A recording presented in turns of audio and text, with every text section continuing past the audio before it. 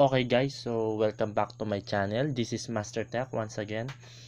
A lot of people asking me how do I transcribe audio into words or how do I convert audio into words, especially on the video that are uploaded on my channel. Many people asking how did I do that or which app am I using. For me, I am not using any application. It's just having a hard time listening and figuring what does the speaker saying. Anyway, it's just an act of helping. So in this video, I'm gonna show you how to convert audio into words. This is a big help for you guys, especially for those who are applying as a freelancer or applying for a freelance job. This is much more convenient and applicable for you guys to be able to type faster. So thank me later. This application guys is applicable both iOS and Android phones. So first of all, go to Play Store.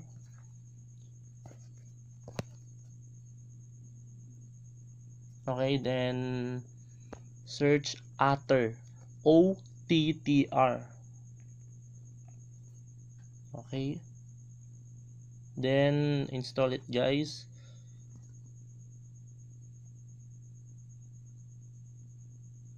Okay, I'm sorry for a bit loading.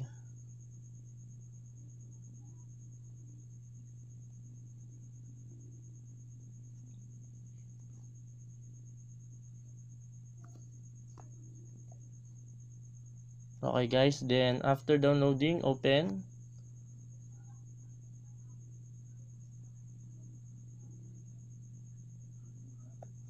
Okay guys, this application use Gmail account. Okay, type your email then password.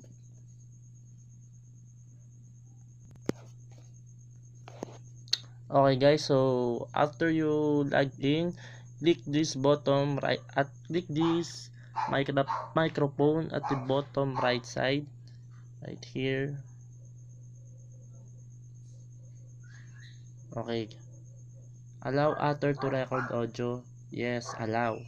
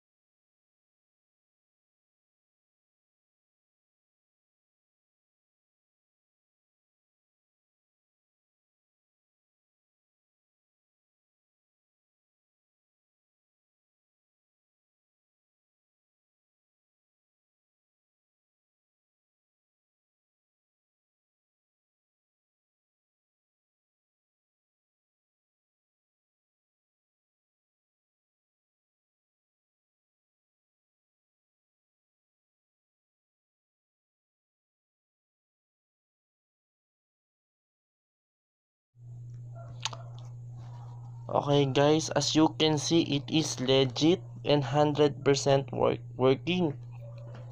Okay, the advantages of this application also include this application also identifies if there is more than one speaker, so it's not that hard to identify how many speakers in the audio. Don't worry guys, I am not using this application.